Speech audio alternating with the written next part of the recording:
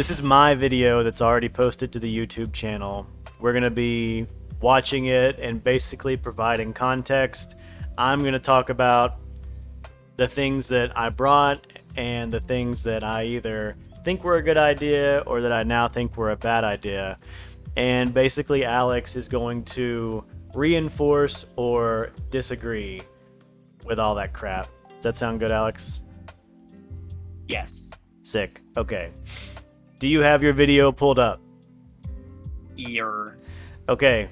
I'm going to pull mine up now, and I'm going to go 3, 2, 1. So we're going to go 3, 2, 1, start.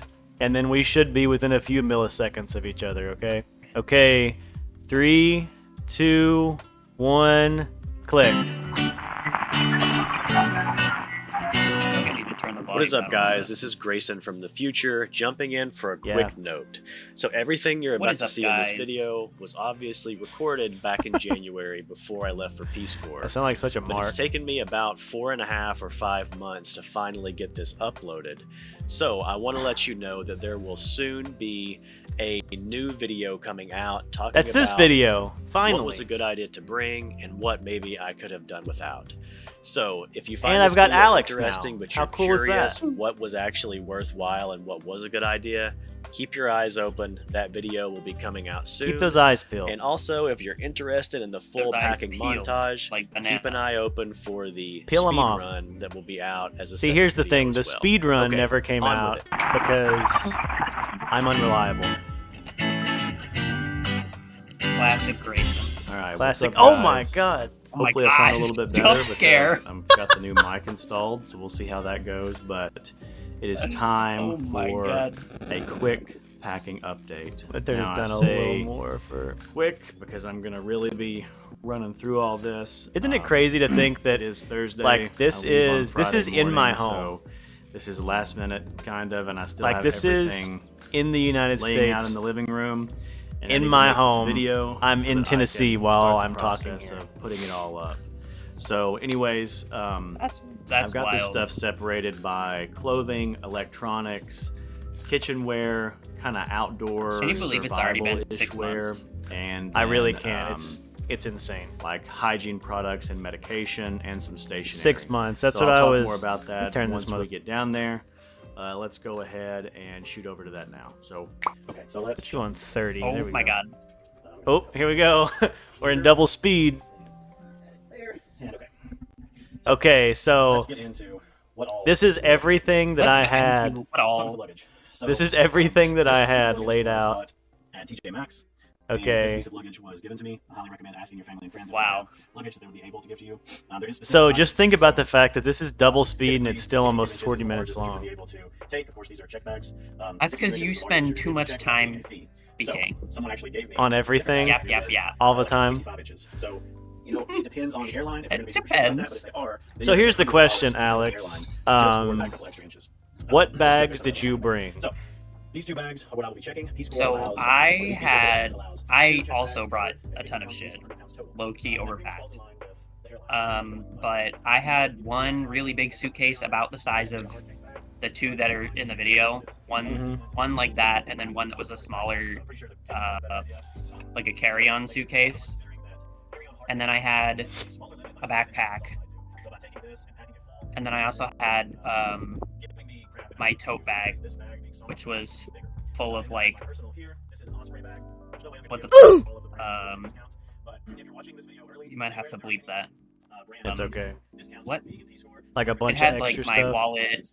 Yeah, Oh, it had yeah, like yeah. my wallet, it had my headphones, it had stuff that I wanted access to immediately. It had like my Switch in it. Yeah. If I wanted to pull that out on That's kind of what I did with Airplane.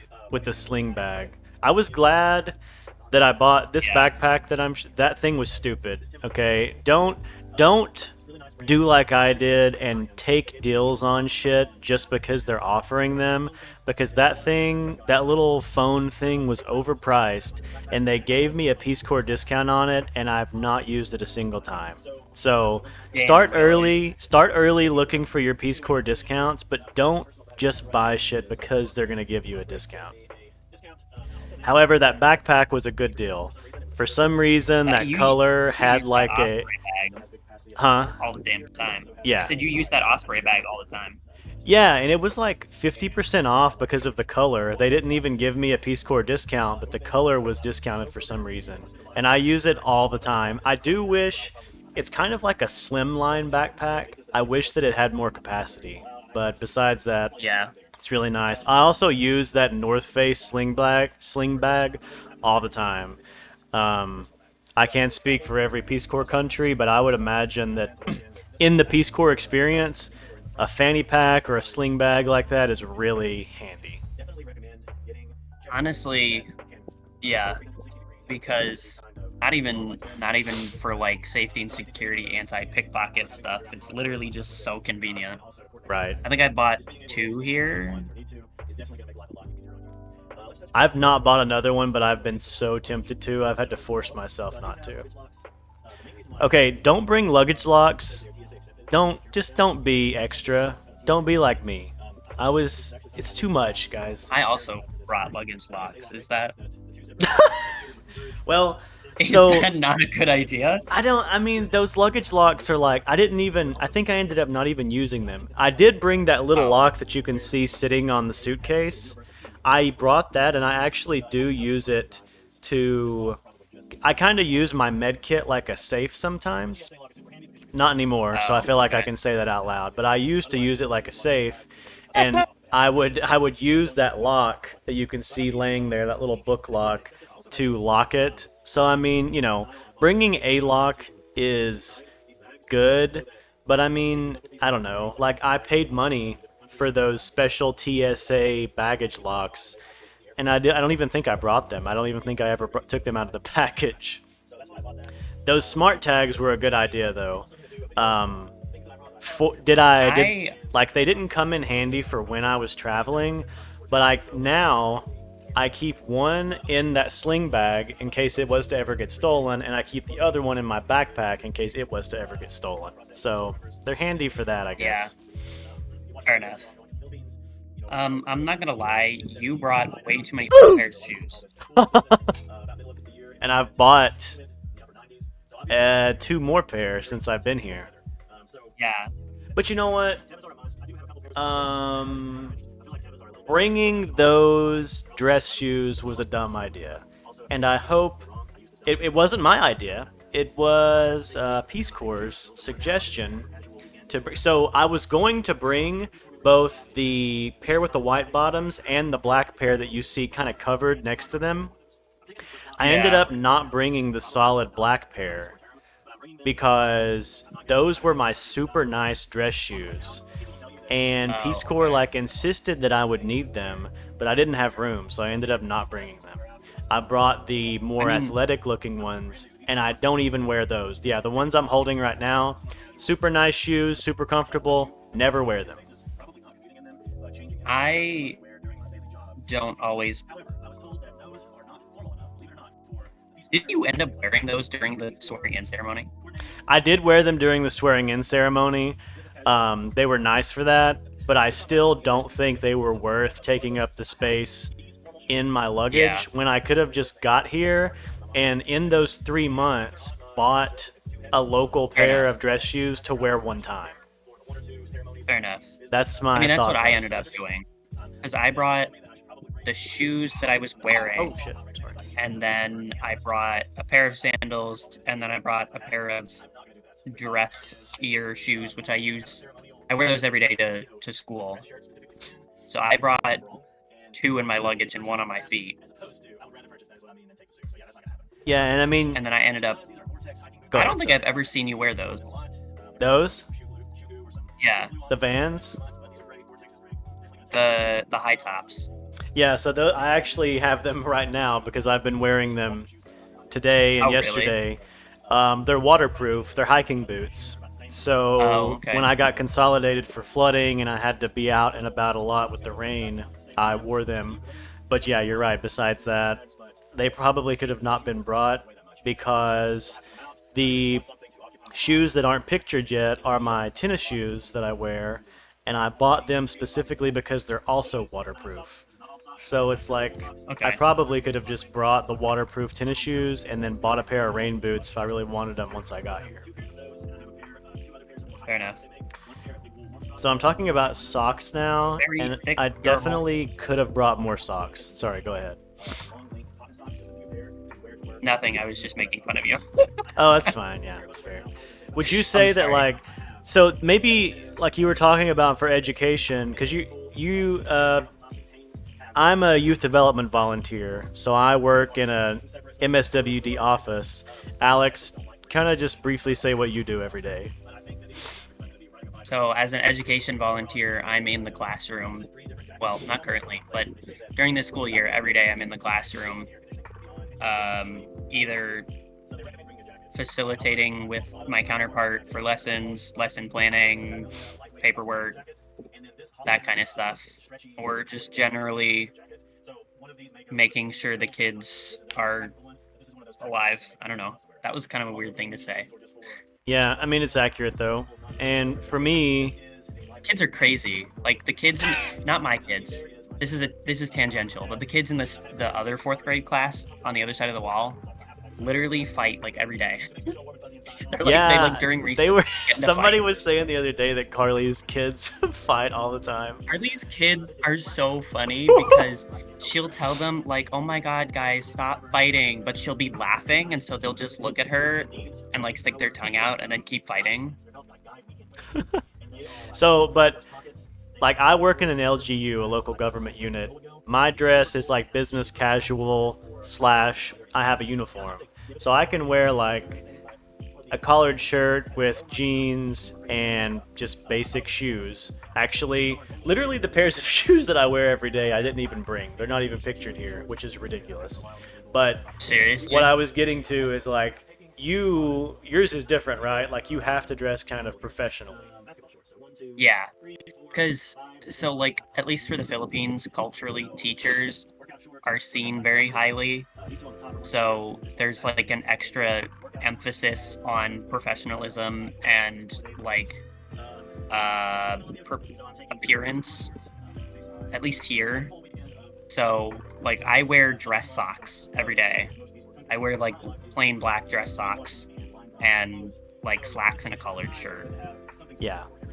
So that's way more professional than what I have to wear as a youth development volunteer, or what they call here children, youth, and families. So if you're watching this as the next batch or someone in the future, it's going to depend on what sector you're going into within your country, whether it's the Philippines or not. So just ask your program director, because they're going to be able to tell you more specifically what you will wear. It definitely does not always seem fair. I'm sure Alex can attest. I mean, I get to wear much more casual stuff than you do, so.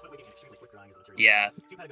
I, like, generally, I'll go through, like, 2 shirts a day and maybe 2 pairs of socks, because when I go to work, I'll be wearing, like, professional stuff, and then when I come home, I'll take a shower and change, so that I'm not wearing sweaty collared shirt while I'm playing video games. But so those button-ups that I'm talking about right now, those are 2 of my favorite shirts. Everybody compliments on that wave shirt, both of those 2 button-ups. These that I'm showing now, all these long sleeve ones, don't know why I brought them. I would not recommend bringing any long sleeves. Maybe 1. Yeah, and I'll emphasize that since we've kind of skipped over some of this stuff. All of those jackets, I've never worn them once. I may at some point wear that black denim jacket, but it's really not necessary. The flannels, all that stuff, I've not worn it once. I would recommend bringing 1 sweater that you really like, but also the sweater that I'm wearing literally right now, I bought here. So that's the thing, is like, I mean, some of you all may be going to a country where clothes are not as accessible as they are in the Philippines, but here there's a whole culture around what they call ukay-ukay, or like consignment clothes. Yeah, thrifting. Yeah. So it's like, I love this sweater, but I bought it here. So like, this is just the kind of things that hopefully we can give you some context on, because I think when you're in the States thinking about coming into Philippines or coming into Peace Corps, it feels like, oh, I gotta bring everything because there's not gonna be stuff there. But it's like, I would say most places you're gonna go, you can get stuff you need. So I feel like, honestly, when it comes to at least like tropical or hotter countries, like I feel like maybe one long sleeve, one sweater, but even then, I would, like, personally, if I was gonna repack, I would probably not bring any sweaters, I would not bring any long sleeves, and I would just buy something here. Because our training, like, during initial orientation, we were in a big city, and I'm assuming for most Peace Corps posts, your initial orientation will be in a larger city area where you will have access to shopping. Yeah, probably near the capital, if right? You needed, so if you needed any of that stuff, just buy it locally, because depending on where you are, it might even be cheaper than buying it in the US and bringing it, and it also will save you a ton of like space in your luggage. Yeah. So, I mean I bought, because my mom was like, well, you never know, and I was like, okay, fair. I brought like a ton of sweaters because at least like I get cold really easily. So when I'm in the air conditioning, like it's nice, but at what cost? So I wear sweaters. I wear sweaters a lot in the States, but here I've literally not worn a sweater maybe more than 3 times in the past 6 months. So yeah. So pause your video. Let's just because it's okay. Where do we get a good? That's good enough. Step back to like 1446 or so. 1440. Oh, the way that I clicked my mouse exactly on 1446. That's wild. Oh my god. Okay, so just to reiterate the clothes. So what you're looking at here is everything in the middle on the rug. Don't you love how my Christmas tree is still up? Everything in the middle on the rug is stuff that was brought. Mostly. Not everything ended up fitting when I packed it, but all this stuff was brought. The stuff on the left was stuff I was considering bringing if I had extra room, and I had 0 extra room, so none of that got brought. But I will say, where you can see the orange jacket, there was no reason to bring any of those jackets. That was me overpacking. Kind of like what we were saying earlier, if you're going to a tropical country, pack for, think about a typical day in a tropical country and only bring the stuff that you would pack in those conditions. Don't try to prepare for oh, what if it's cold one day? Or, oh, what about the rainy days? Because it's you can buy that stuff there. Sure, maybe if you know you're going to a place where it's rainy, you can bring an umbrella or a rain jacket, but honestly, you might get there and your rain jacket doesn't exactly fit the conditions, or your umbrella, you really need a different one. Because for me, I brought my good rain jacket, but it's hot as hell in the Philippines, and my rain jacket is double layered, so I would rather have bought one here that's one of those ultralight ones that are really common. So yeah, I mean, there's no reason to have any of those jackets. There was no reason to bring the flannel. There's no reason to bring the sweater. I mean, if we were Josh or Nico, maybe, because there's a place in the Philippines called Baguio City where it gets much cooler.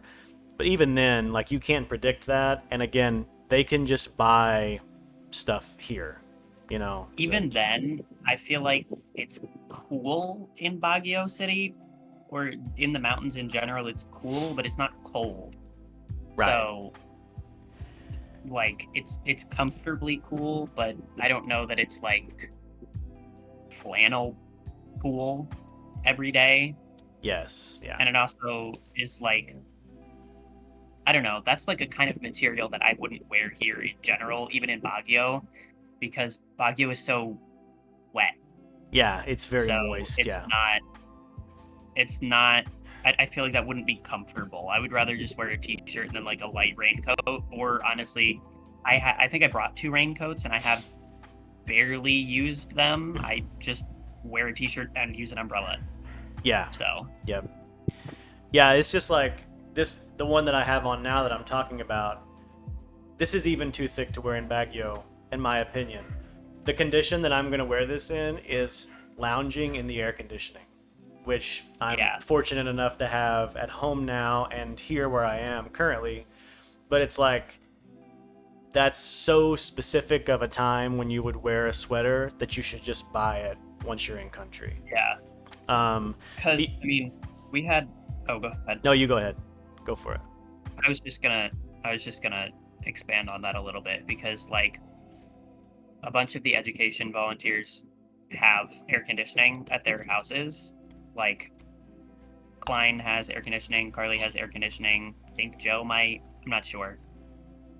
Actually, a lot of the education people have ACs, but anyway, I don't. So I literally never wear sweaters since we've been to permanent site. I literally don't wear any of the sweaters or coats or anything long sleeve, none of it, because like every week I have like 5 or 6 short sleeve t-shirts or collared shirts, and I wear those, and then at the end of the week I do laundry, and then I just wear the same thing the next week. So, and because I only have an electric fan, literally there's no reason for me to ever wear anything other than a short sleeve. Yeah. Yep. And that, I'll just expand that over, like we were saying, to the button-up shirts where that black one is sitting kind of near the hammock, or near the like yellow bottle. That's like, there's no reason to bring those. I brought like sweat wicking collared shirts. I brought the 2 button-ups that are kind of like look like a wave pattern. Then when I got here, I bought 2 Peace Corps official shirts, and it's like, that's a whole week. I don't ever have an opportunity to wear those long sleeves, because why would I want to? They're gonna make me sweat, and I don't have a desire to. And the reason I'm saying this is because my mindset then, I was out shopping and I spent, those are brand new, like I spent money on those, and it was unnecessary. If I had to go to an extremely formal event, then I would probably wear them. But then again, in the Philippines, there's an official, like, formal dress, the barong for guys, which I bought for swearing in. I would honestly probably wear that if I was going to something official enough to want to justify one of those long sleeve button-ups. So I would say maybe having one and maybe buying it in country, because I have worn a long sleeve a couple of times for a couple of events. Like I was invited to a wedding, and I was told not to wear my barong. So too formal, maybe. Yeah, I was told that, like, there were some guys that were in like, there's like a version of the barong which is different, but it's like a short sleeve. It's like kind of a fancy t-shirt. Yeah.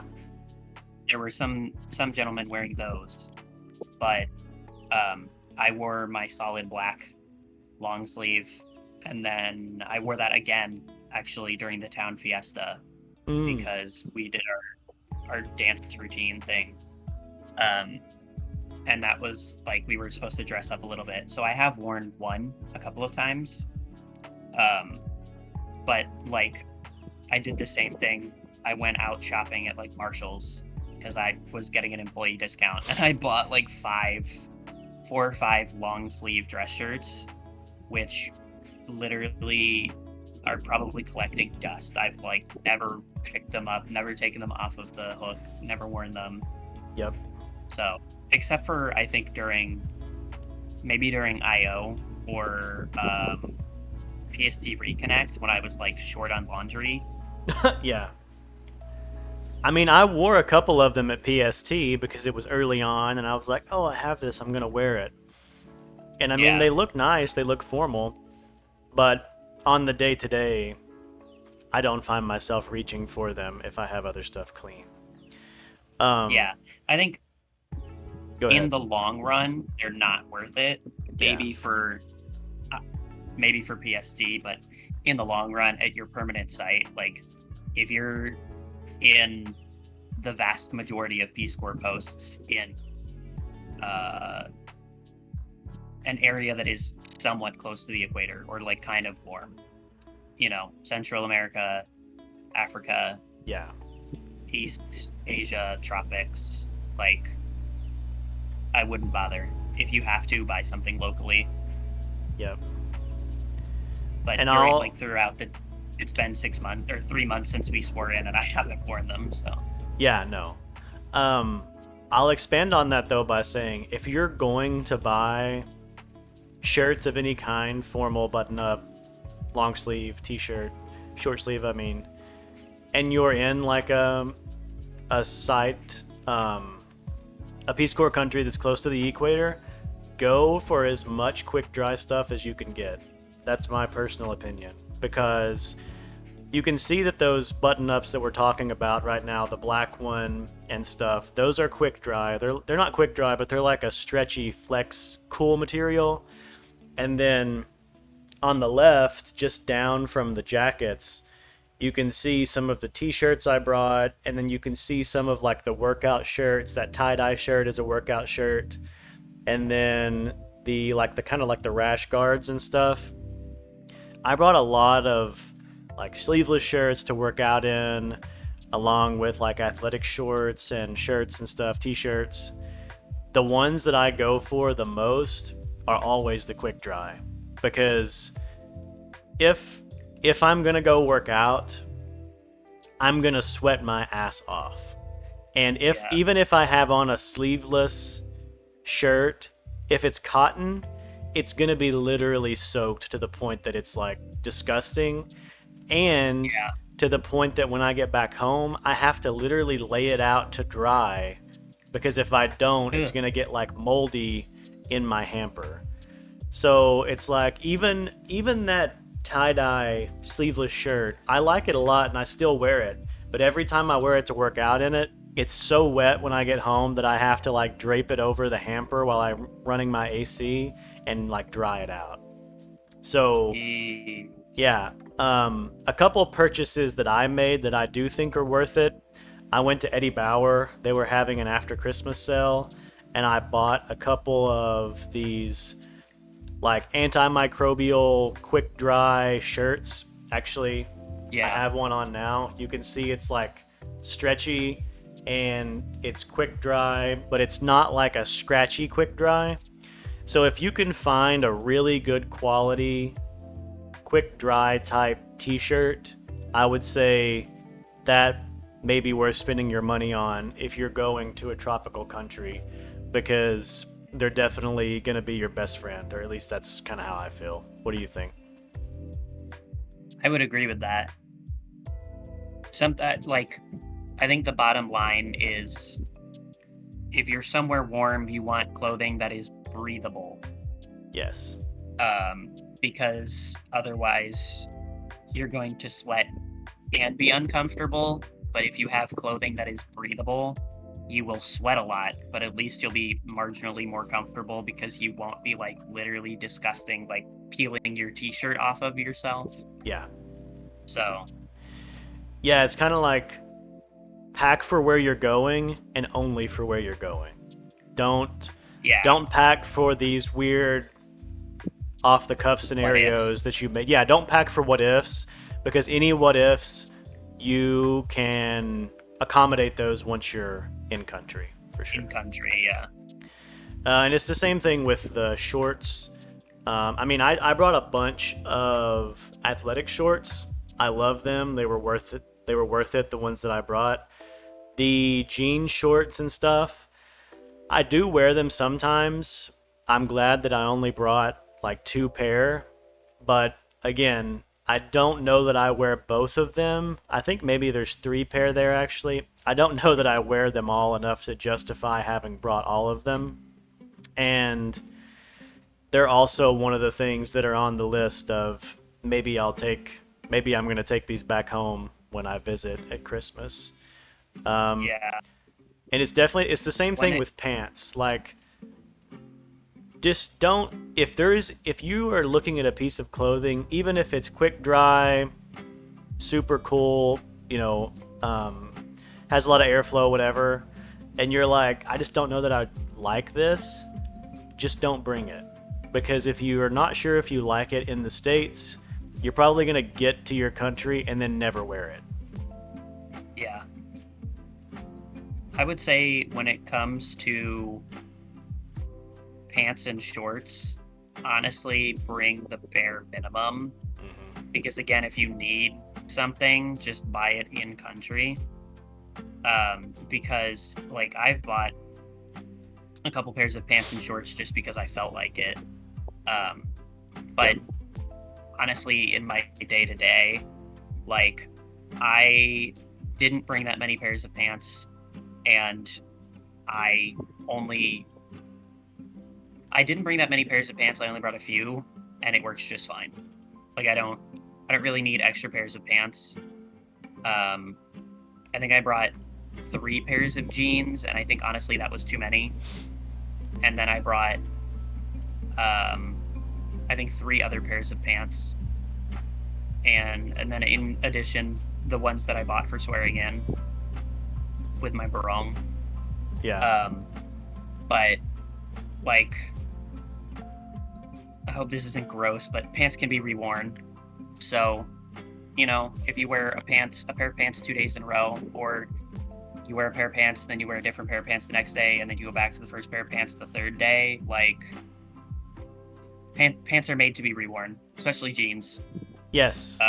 Yeah. So don't go out of your way to bring 1 pair of pants for every single day of the week, because it's just not necessary. Shorts, I would say personally, I guess it depends, because I just wear athletic shorts when I'm not at home, or when I'm at home, not at work. Like when I come home and I just change into a pair of athletic shorts.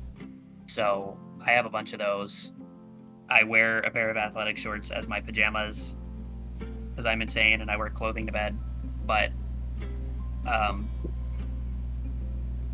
I mean, I don't go out that much, so like I guess it depends on where you're going, or like where your site is. If I was going out like multiple days out of the week, then maybe, but I think I brought too many pairs of shorts for what I really need, because I think I have 4 or 5 pairs of shorts, maybe, not including athletic shorts. And I mean, that was fine when I was on vacation, because I just wore a different pair of shorts every day, and then I did laundry halfway through, and it was fine. But in my everyday day-to-day, I only wear like a normal pair of shorts if I'm going out, which is like almost never. So yes, I need shorts, but I also don't really need that many. So yeah, I agree with that. To think about 100%. And also, when it comes to the kinds of pairs of shorts to think about, like definitely athletic shorts if you plan to work out, exercise, run, like do whatever, or for chilling around your house, because they're much more breathable and much more comfortable, honestly, especially in the heat. But like, I personally would not wear jean shorts here, unless they're really loose fitting, because that just seems miserable. But I would go for pairs of shorts that are like really light, breathable, but look not like athletic shorts, if that makes sense. Just so that you can not literally sweat a hole in your pants. Literally, yeah. I don't know. I just would be like more reserved about the kinds and the number of shorts. Even though it like kind of does, it sounds like it doesn't make sense because it's a tropical country, so you would be wearing shorts a lot. But in reality, because we're working 5 days a week, I am almost never wearing shorts. Yep. So I don't really need that many. Yeah, I agree with that exactly. And yeah, I was kind of thinking through the last part that you just said while you were talking. It's like you're most likely working 5 days out of the week, Monday through Friday. When you're working, you have to wear pants.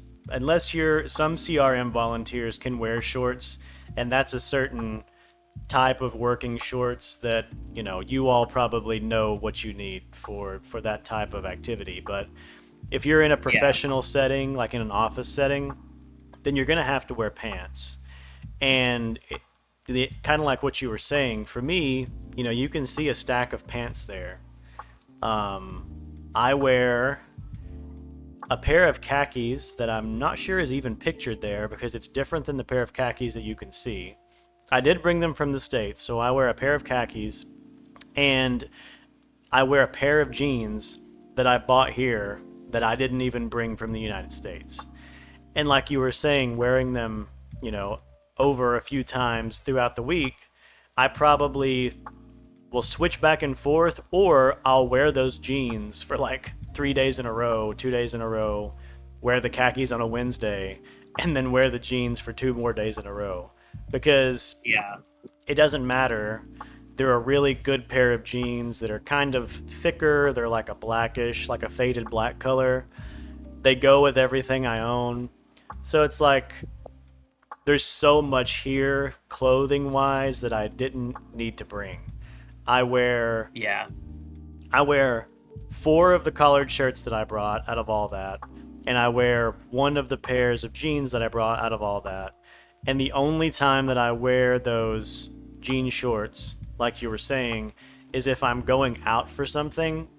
But that is so specific and so rare that I wish I had just bought something a little bit nicer here instead of bringing those. Yeah. And just to finish that thought, absolutely, with athletic shorts, if you're going to a tropical country, athletic shorts, athletic gear, like breathable kind of workout gear, that's what you're going to want to wear when you're not forced to wear the formal stuff while you're at work.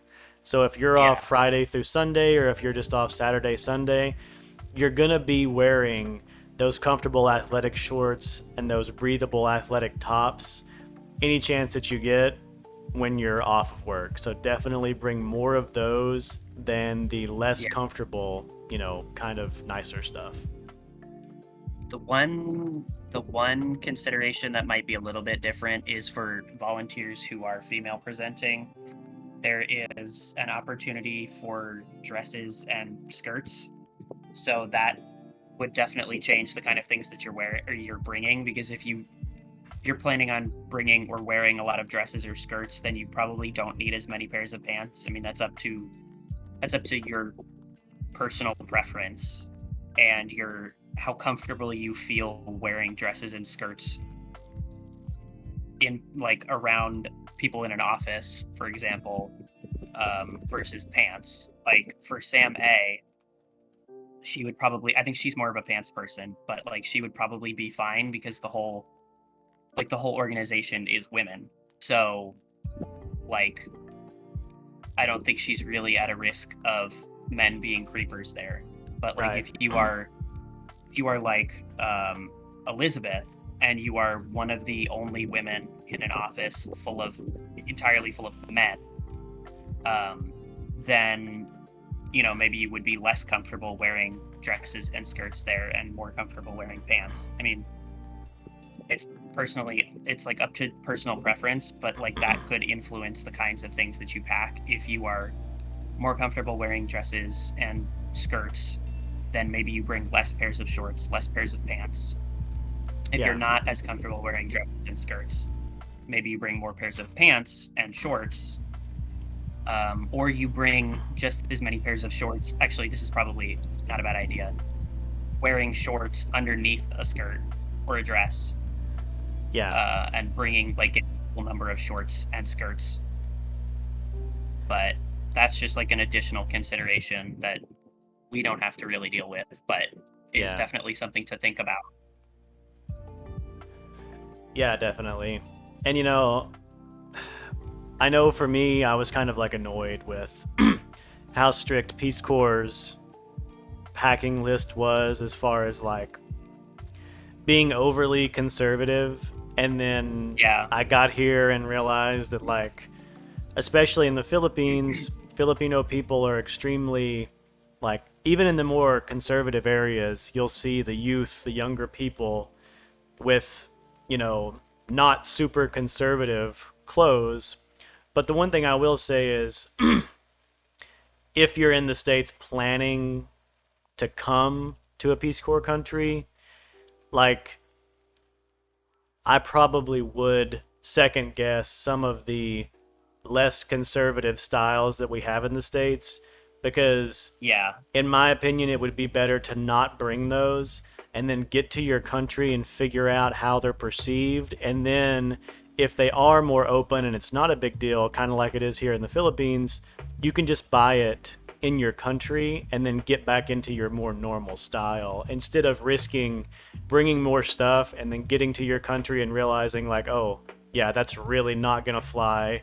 People are gonna start to form opinions about me based on what I'm wearing, and whether it's right or wrong, you just don't want that in Peace Corps, mostly for your own safety and for your own, like, immersion and acceptance into the community. So yeah, I would definitely agree with that.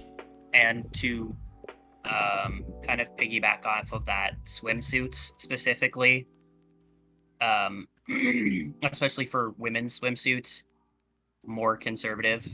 If you're a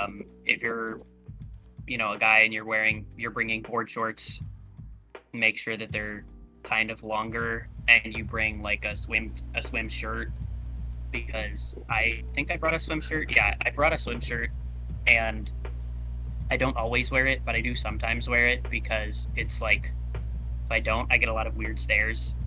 Like when we were at the resort, they have that really strict, when we were at the resort for orientation, they have that really strict dress policy on, like, at the swimming pool. So if you're a woman and you're thinking about what kind of swimsuit to wear, definitely don't bring a bikini anywhere that you're going. I would say that probably the majority of Peace Corps countries, that's do a one piece. Like, if you can find one that fits comfortably and looks like you're happy with how it looks, do a one piece. Like a full covered body one piece. If you're bringing board shorts, bring a swim shirt as well. Just generally err on the side of dressing a little more conservatively, and then loosen up your clothing by buying when you get there to your country. Exactly, because it's like, just pack the more conservative stuff, because like, if you're associated with Peace Corps and you're wearing a swimsuit, like if you're at an official Peace Corps event, they're going to want you to dress more conservatively. And like in our case, our PST training was at it was a nice resort, but it was a Christian resort. So they had those extra strict rules, and they wanted you to, like, cover up. So even the guys, I think, eventually got told, like, hey, you need to have your, like, rash guard on, or you need to be wearing, like, a breathable top while you're swimming. And, like, for the ladies, you need to have on a one piece, not a two piece. Now, when you're at site, that's probably still the case, so that you don't draw attention to yourself. But like in the Philippines, if I leave site and I go to like Siargao or Bulanao or somewhere that is like very touristy, there's a lot of people, I'm not at site, people don't know me, you could probably get away with wearing a two-piece or like shorter board shorts and no shirt, and it really doesn't matter. I think once you're at permanent site, you can kind of make a better determination of what you should and shouldn't wear as far as how conservative your dress should be. But definitely at first, for safety and for Peace Corps, I think it's better to have packed the more conservative stuff, and then, like you're saying, just buy the other stuff later down the road. Yeah, if you need it. Exactly. All right. So yeah, all the athletic gear, I would recommend athletic shorts, all the breathable shirts. But if it's long sleeve and you're going to a tropical country, put an X on it. If it's a sweater or a jacket and you're going to a tropical country, put an X on it. And I would even say bring the 1 or 2 pairs of pants that you love and want to wear for sure, and the rest, don't bring them. Buy that shit in country because it's just not necessary. Yeah. I think one final note is that if you're worried about like, oh well, if I bring it from home, then I can just bring it back home. If I buy extra there, then I'm gonna bring it back home, and now I have a ton of clothing that I don't necessarily need because I have all of my clothing that I left at home. If you're leaving clothing at home, I don't know. Maybe some people are not, but you can definitely donate it to members of your community when you leave. You can, like, any clothing that you don't want to bring home, just give it away. Sell it to a thrift store, an ukai-ukai, sell it to your neighbor, your coworker. Like, if you don't want it at the end of your service, just get rid of it, and then you don't have to worry about it. Yeah, and the reality is, you're worried about, like, that's you're gonna acquire those things. Yeah, you go ahead. I was just gonna emphasize that, like, you know, you don't want to be wasteful, but you are going to acquire those things at sight that you're not going to be able to, or you're not going to want to bring back to the States with you. Sorry, go ahead, Alex. Yeah. No, I was just going to kind of reiterate what I was saying. Just, like, if you are concerned about packing and bringing things here versus not bringing enough, technically it is better to be overpacked than underpacked. But if you get here and you find that you're missing a lot of things, then you buy it, and then if at the end of the service you go home, or you're getting ready to go home, and you look at all of the things that you have, you're like, I don't really want to bring this home, just give it away. And then it's not, like, you don't have to worry about it. So you can comfortably come here, buy things, and then not worry about it. Yeah. Or give it to other volunteers. Yes, because there will be volunteers that will come in after you and will still be serving as you're leaving. That's a good point. Because, like, I know MD gave away a bunch of her clothing. Yep. Because she was like, I have too much of this. I don't really need this. Somebody take it from me. Yeah, and hers is a good example because she had staff that gave her several dresses because they noticed that she wore dresses, and then she was like, oh, I like these dresses more than I like some of the stuff that I brought, so I'm gonna now give away some of the stuff that I brought. So it's like you're gonna run into those situations, and you know, one way that I would think about it is a lot of the stuff that I brought from the States, I have like a personal connection to. I don't want to give it away. But some of the stuff that I bought here, I don't have as much of a connection to, so I would be willing to donate it or pass it on to a different volunteer. So I think that also kind of lends itself to the idea of bring less from the States and just buy all those extras once you get to country, because it's just, whether you're thinking about donating it or anything like that, I think it's going to lend itself towards a better outcome for you and your space and the amount of crap that you have that you're lugging around. Yeah. The one thing I will say, I bought brand new pairs of breathable boxer briefs. I cannot recommend that enough. I think it's good to start fresh when you're going into Peace Corps with new, good quality underwear and socks. So if you're going to spend money, buy yourself some good, especially in a tropical country, good, breathable underwear and high quality breathable socks. Bring those, bring enough pair for a full week at least, maybe even 2 weeks. Because you never know how many pairs you're going to end up wearing in a day because you get rained on, or you get sweaty, or you just feel awful after work and you want to shower, so then you put on another pair, whatever. That's where I wish I would have put a little bit more of my money in. I honestly do that. I wear, like, during the school year, I was wearing two pairs of underwear a day. Yeah. Because I would wear one during school, and then I would come home and shower and change into a different pair. So I brought, like, I don't know, 2 weeks worth of underwear, and it's worked out just fine. I think maybe I had like a little too much. I think maybe I brought a little too much. I don't remember exactly how many pairs I brought, but I think that it's better to have more underwear and socks available than not enough. Yeah. And one thing I'll say about socks, I learned this working in an outdoor store. Wool socks are great for if you're getting sweaty or if you're getting wet a lot. These are a brand new pair of wool socks that I bought from a local sock shop before I left. A lot of people think, oh, they're wool, they've got to be hot, right? Well, actually, hiking socks are made out of wool because the wool naturally wicks sweat away from your foot. So look for hiking type socks, and those will be the best for a really hot country. One final thing that I'll say about quick dry or sweat wicking materials, whether it's underwear, socks, rash guards, or shorts, the more of that stuff that you bring, the easier of a time you're going to have if you need to hand wash some of it because you run out of clothes, something happens. That's true. There's been several times that like I've just not had time to do my laundry or go to the laundromat, so I'll just take a pair of those quick dry boxer briefs, wash them in the shower, hang them up, and by the next day they're dry and I can just wear them again.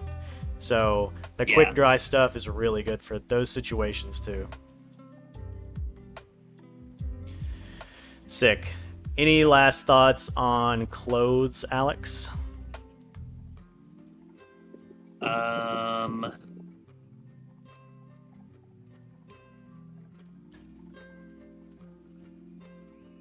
Voila. But I will make a quick note that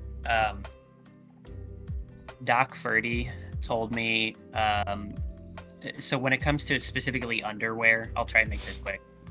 Breathability and like all of those breathe tech or like sweat wicking, whatever is nice. But cotton absorbs, I think he told me cotton absorbs sweat much better than polyester does. So I have a bunch of like super breathable, like really nice polyester or like synthetic fiber underwear, and Doc Ferdy actually told me it's better to wear cotton because it absorbs this better, and so it will keep your groin more dry than if you were wearing polyester. So that is one minor consideration. Just because it's really hot here and I don't have an air con, so I sweat a lot. So yeah, that's a good point. I think maybe it's twofold. The polyesters are going to like pull the sweat kind of away from you, or they're going to dry quicker. So it's kind of like they're not really pulling the sweat away from you, they're just drying quicker. But the cotton is more absorbent, so it's actually taking more moisture off your skin, but it also might get soaked through quicker and then stay wet longer. So it's kind of a both and situation. I mean, I have some pairs of both, so it's not a bad idea to have some pairs of both. Yeah, and I would also say, to put my final note on it, despite everything we've said, bring a few things that are like your comfort clothes. I have a pair of American Eagle cotton boxers. They're normally the ones that I sleep in. They're my favorite. They're the most comfortable, so those are the ones I sleep in. I have a cotton sleep shirt that is like not, I'm losing my words, not functional at all for here in the Philippines, but it's like one of my favorite sleep shirts. I have one or two shirts that are cotton, but they're like my favorite cotton shirts that I would want to wear to like the movies or to go out to a nice restaurant. So I brought those. One of these sweaters is my dad's sweater. That means a lot to me. They say not to bring stuff that's sentimental to you, but you also need to bring things that make you feel okay and make you feel kind of at home, mentally. So I would say if there's pieces of clothing like that that bring you comfort or make you feel better, still bring those, because that's just as important as it being functional. So All right, Dad, what's next? All right, so you're on 1446, right? Yep. Let's click it and let's click play and ready. I'll count it down. 3, 2, 1, click. Okay. So I think we backed up a little bit. And we're going to catch up. If you're going to a tropical country, definitely bring swimming trunks. We kind of talked about that. Board shorts. This is a quick dry hat. So I'm a hat guy. I have way too many hats. But that quick dry hat is really nice for if you're wearing it to the beach or in the rain. Just like all the other quick dry stuff, even hats, it's good. Is that a fidget spinner? It is a fidget spinner. So I brought a lot of electronics because I'm a big tech guy. I've never used the Xbox controller. I did not bring that fan. I barely use the Kindle, even though I should. Jump in there, go ahead. I also brought an Xbox controller, but I also have not used it. But that's because I used my PlayStation controller more. You brought both, an Xbox and a PlayStation controller? I did, just in case. Yeah, I could not fit that remote control fan, that cordless fan. But again, we're in the Philippines. They know it's hot. They sell zillions of fans for way cheaper than you can buy one in the United States. So just buy that stuff when you get to country. I'm a big gamer, as Alex knows. I like to edit videos, as everybody that subscribes to this channel knows. So the laptop cooler, the headset, the gaming mouse, I use all those things almost on a daily basis. So if you know like what your hobby is, the thing that you love is, then bring all the shit to be able to do it, because you probably are going to use it every day. Yeah, that's true. Love that You'd camera. Be using the hell out of that Fujifilm camera. Dude, that camera is like, it's inevitable, guys, that you're going to make friends when you get to Peace Corps, and you're going to have a lot of get-togethers. Depending on where you are, may have some drinks together. That camera is one of the best, like, party cameras, get-together cameras that you can have. So that thing, this model specifically, the Instax Mini Evo, you take pictures, obviously, and you can print them, but it also saves them on the camera, and you can send them to your phone. So it's both like a digital camera and a physical film camera. It's really freaking cool. That camera is honestly the star of the show sometimes. I know, literally, because you can just give it to people and let them take pictures. It's so fun. Don't know why I brought that. I mean, it doesn't weigh anything, so who cares, but, like, why? What is it? It's supposed to extend your cell signal. So you're looking at 1, 2, 3, 4, 5 power banks. And the one that is a phone case broke. Technically it still works, but it doesn't go on my phone anymore. And then the other ones, the small ones, they're not even worth charging. I only use the one new good one that I brought. So if you've got a bunch of old power banks laying around, buy yourself one brand new good one and bring that. And then you're probably just going to charge it nightly or the night before you need it, and then you're going to use it. I'll jump in on this real quick too. So I saw a recommendation to bring a cheaper MP3 player instead of like using your phone, so you don't have your phone out in front of people. So I brought both my old iPod Shuffle and that blue one. Totally unnecessary and a huge waste of money. Just use your phone. People, we're living in the 21st century. Just use your phone. People don't care. Everybody has a phone. Yeah. So that thing is a universal power adapter. I've not used it, but I still think it was a cool thing to bring, because if you ever lose your power cord for something, then that has every adapter that you could need. That is definitely, I think that's probably a good purchase. Especially because depending on the country that you're going to, like, we're fortunate that we don't really need a whole lot of adapters to plug our stuff in. Yeah. But that's because the Philippines uses a similar outlet type, or outlet types that are easy to adapt to. But other countries, depending on where you're going, might use completely different. So definitely having universal adapters, or like any of that kind of stuff. Cord. So the big white stuff, one, the big white one that you can see on the screen is a universal adapter that has like 5 different types on it. So that was definitely a good purchase. Yeah. I lost that laundry bag, and I also lost that towel. Microfiber towels are a good idea. That blue towel is still my favorite towel. I use it almost exclusively. It's a Norwex microfiber quick dry towel. So quick dry towels are a really good idea, especially in a very damp, humid place like the Philippines. But if you bring ones that are packable, don't lose them, because they're easy to lose and leave somewhere. And that's what I did. Yeah. Yep. Brought my GoPro. You know, this is a water filter. One thing that when I was making notes for this video before, I wrote this down like 50 times. You're not going camping. And, you know, I'm saying this to myself. Like, you're not going camping. Don't bring camping gear. This is a fully functioning country. You're going to be living in a fully functional house. You're going to be able to buy clean water.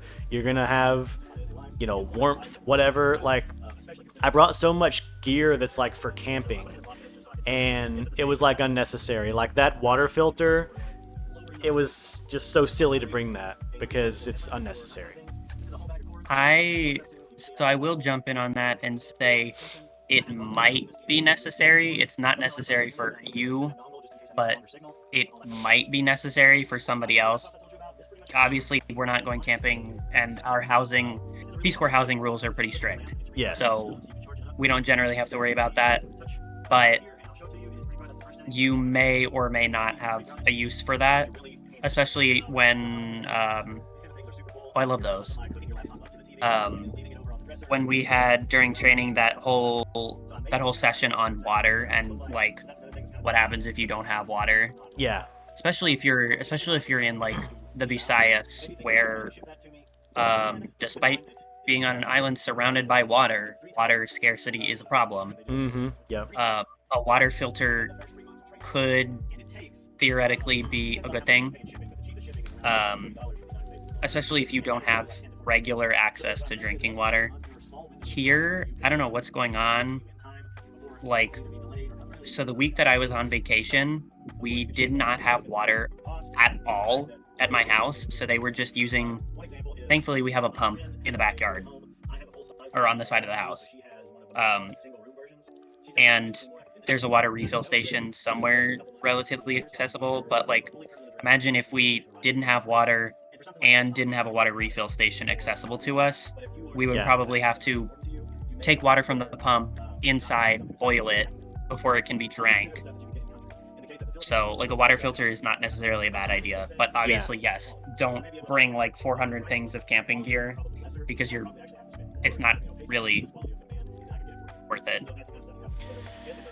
Yeah, I mean, especially in the future, you know, for us being the first batch back after COVID, we were all placed in larger municipalities with better access. But if you are in one of the really, really isolated rural communities, some of the more quote-unquote camping gear type stuff, like what I'm showing right now, even like this mosquito/insect repellent and these lamps and stuff, I've not used almost any of that.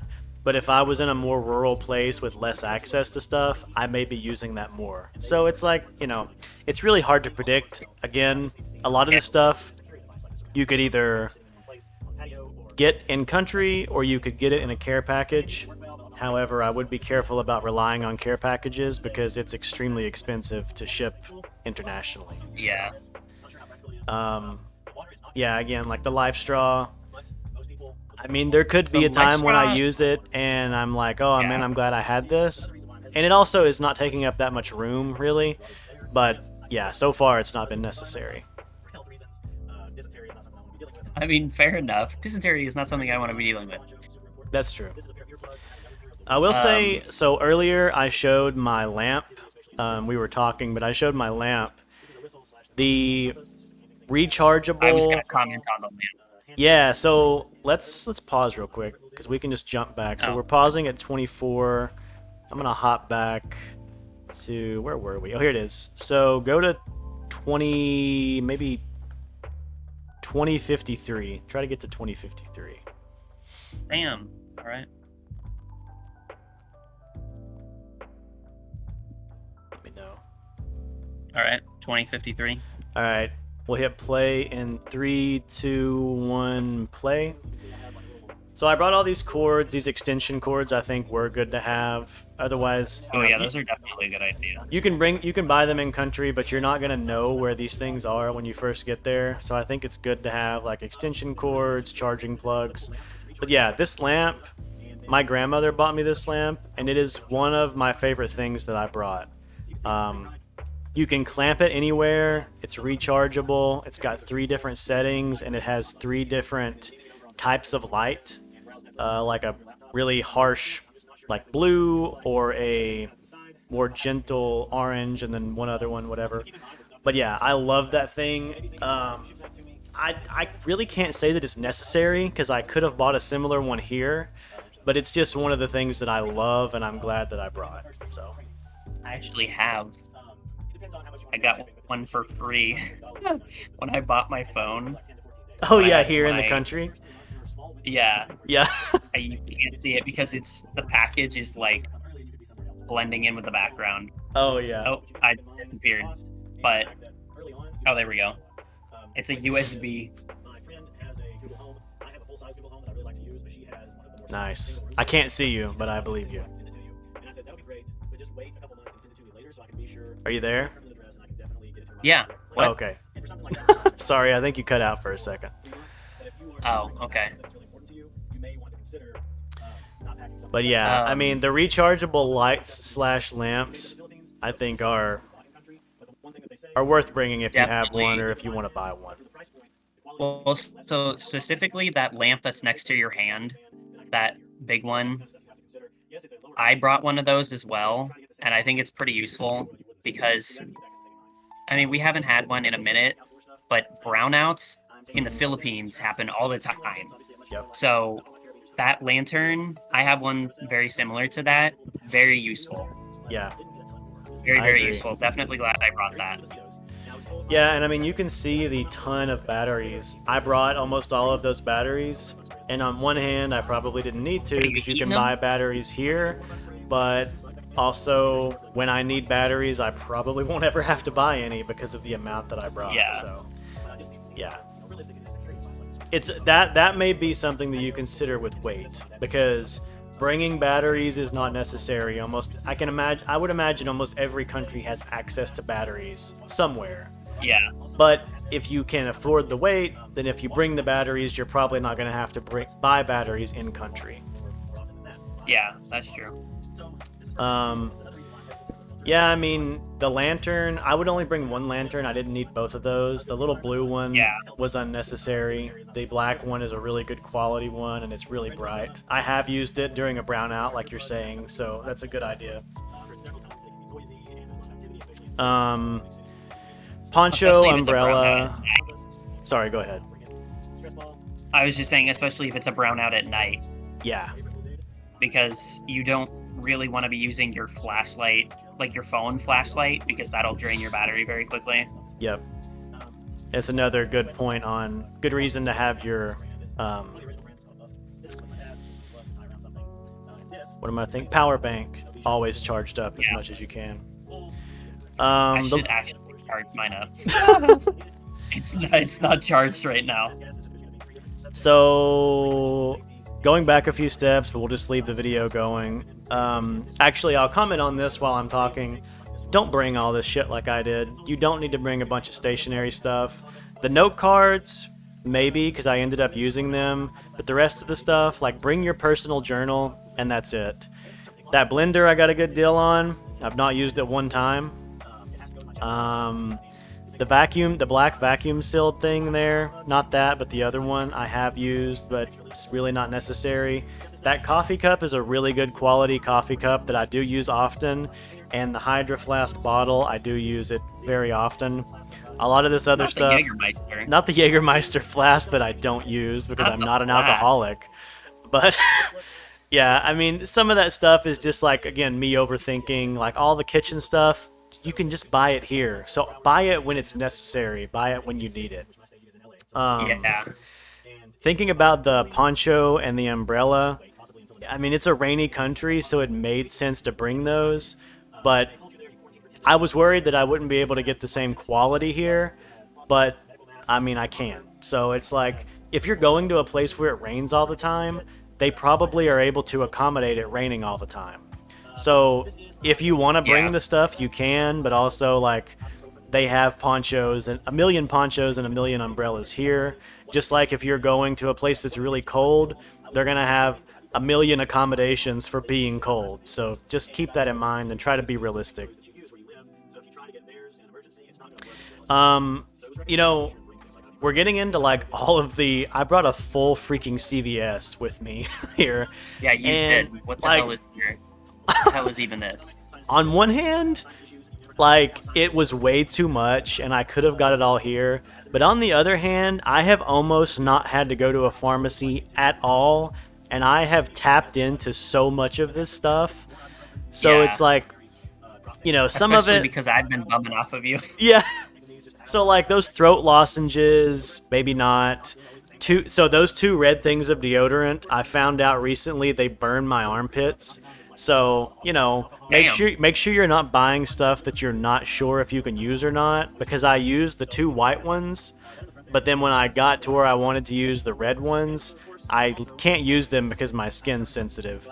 Okay, so let's get to the ultimate ridiculous, I'm mad about it. So, we were told that we had to cover our tattoos up. Fun fact, that's not true. Now, for you, Alex, I don't know.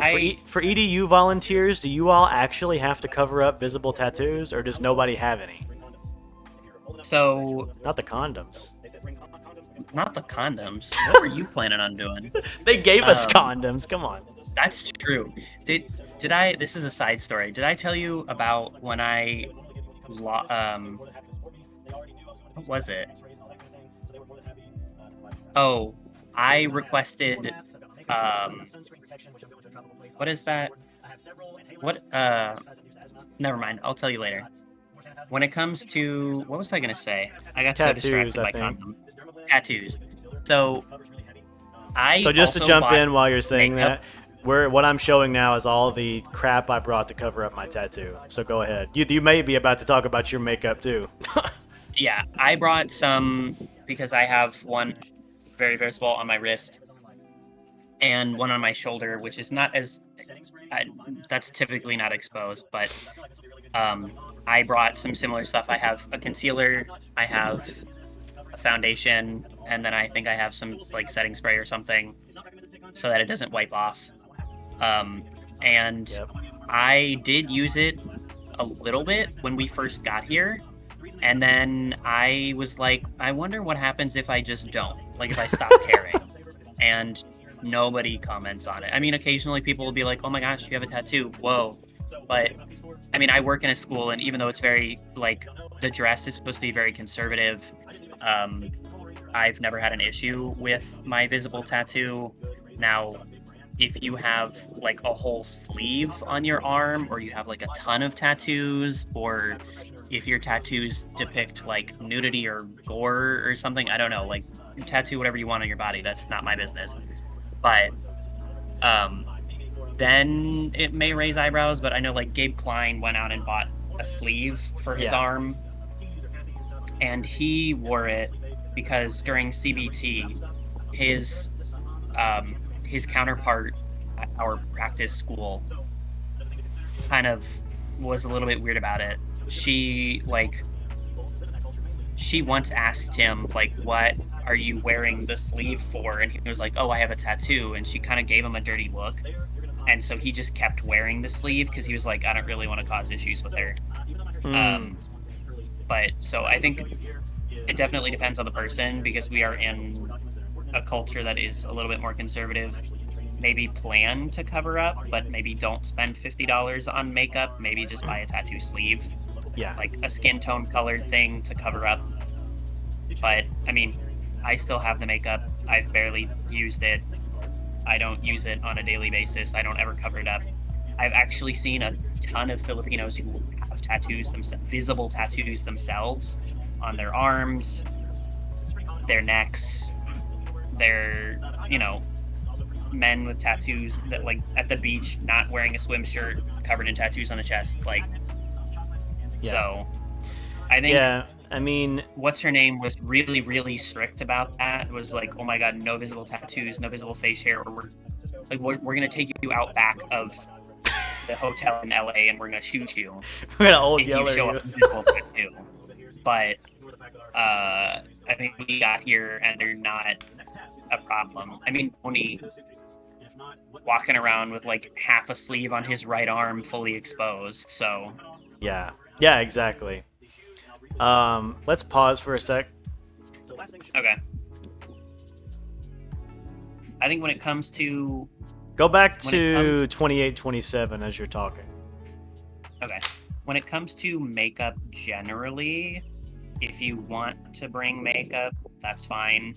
People, like, if you work in an office where you are going to be, especially if you are female presenting, you might be expected to dress up a little bit more and wear makeup, but not necessarily. It just kind of depends on the culture that your Peace Corps post is, and then also the culture of your workplace. Yeah. Whether or not that's necessary, it's not in mine or for me. I could, if I wanted to, I could cover this tattoo up if I really cared. I don't have to. I know some of the volunteers wear makeup to their workplaces, but I also know a lot of female volunteers that don't wear makeup. So, because it's just, they don't want to, they choose not to, and it's not necessary at their workplace. People don't give them shit for it, as far as I'm aware. So, and also a lot of these things, like, they're small, but if you have a lot of them, they take up a lot of space. Mm-hmm. So unless you're really attached to it, or unless makeup is something that you really like or you want to wear, like, then maybe bring your stuff. But when you bring that kind of stuff, there's no guarantee that you can replace it exactly here. Yep. With a lot of the same stuff, especially because a lot of the products here are whitening or brightening because they have skin whitening in them. Mm-hmm. So, and, like, not necessarily for makeup, but it may be hard, depending on your skin tone, it may be hard to match the makeup in your country of post. Yes. To your skin tone. So maybe consider not bringing makeup, or just figuring it out when you get in country. Yep. Especially because makeup is so expensive. Like, if you can avoid, I went out and bought makeup brand new to come here, and I kind of wish that I hadn't, because it was like $50 for what I bought. Mm-hmm. So, save yourself the $50 and just don't bring it. If you already have a ton of makeup products and you are already planning on bringing it and wearing it anyway, then, might as well.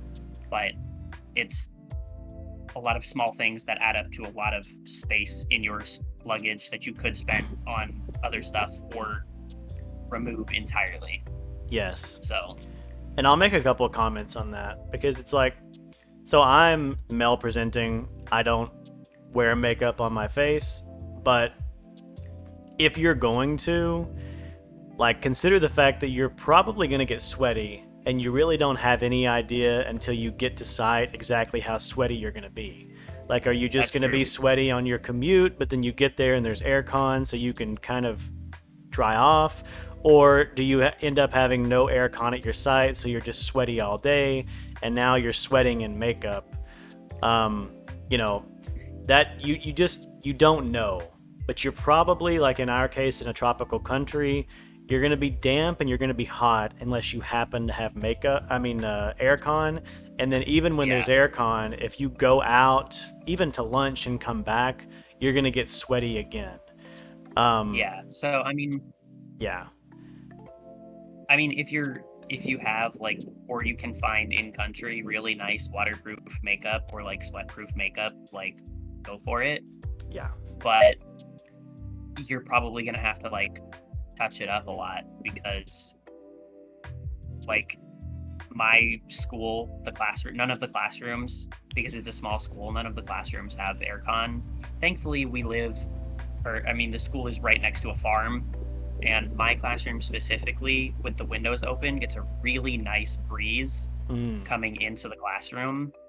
But not all of the classrooms get that, so it's like really hot, really sweaty. And if I was wearing any kind of makeup, I would probably just sweat it off throughout the day, like very quickly, because I step out of my house. As soon as I turn off the electric fan in my room, 2 minutes go by and I'm already like literally look like I took a swim. So,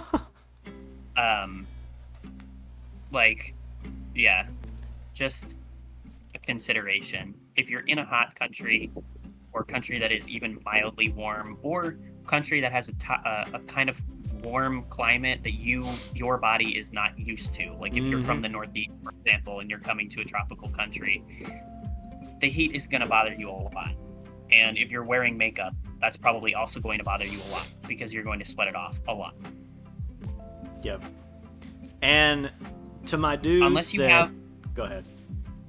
I was just going to say, unless you have the most amazing setting spray on the planet, or the best waterproof makeup on the planet, where it doesn't smear or drip or wipe off at all when you sweat or get wet or of any kind, then good for you. I don't know how your bank account feels about that, but right. To jump off of that too, it's like to kind of put a cap on that, like even if you have that, you have access to that, there's two things I would say. Number one, are you really going to want to do that every day? Because like you're going to be tired here. You're going to have limited time, and you're going to be you're going to be exhausted, and you're going to be going through a lot mentally and emotionally and physically, especially during the first several months of transition. I mean, putting makeup on may be something that makes you feel normal or makes you feel comfortable, but I would say for a lot of people, it's going to become a hassle to do it every day, and eventually you're not going to care that much because nobody else is going to care. So definitely consider maybe how realistic it is to put makeup on every day and to try to keep up with that, because you have to remember that you're going to be here for 2 years. And I'll definitely say, like, to my dudes that have a tattoo and are thinking about doing what I did and getting all this makeup to cover your tattoo up, dude, bro, if you don't know how to do makeup and cover up a tattoo, you're not going to use any of this stuff, okay? Just buy a tattoo sleeve, like Alex said. The sleeve is going to be fine because it's easy. You can, if you actually have to use it, then you can just put it on and let people ask you why you have it on. The makeup, you're not going to give yourself enough time to do it. You're not going to do it right. It's going to look like crap, and it's going to come off, and it's just not going to work. And you're going to have spent $100 on all these products for no reason. And the last point that I'll make on that is, with all of these consumables, whether it's facial makeup, tattoo covering makeup, deodorant, you have to consider the fact that unless you're just committed to bringing 2 years worth of it, it's going to run out eventually. And then what are you going to do when it runs out? You're going to have to switch. Most likely you're going to have to switch to something in country. So what is actually worth to you having those couple months of transition before you just switch to something in country? Because it's like, I feel like when you come here, you're kind of mentally hanging on to a lot of stuff. Like, something kind of dumb is, I brought my favorite deodorant, but like at the time I wasn't thinking about the fact that in less than 2 months, those two things of deodorant are gone, and I have to switch over to local deodorant. It really was not, looking back, there was really no reason to do that. I could have brought the stick that I was using, and then in the first couple weeks just got local deodorant and started using it.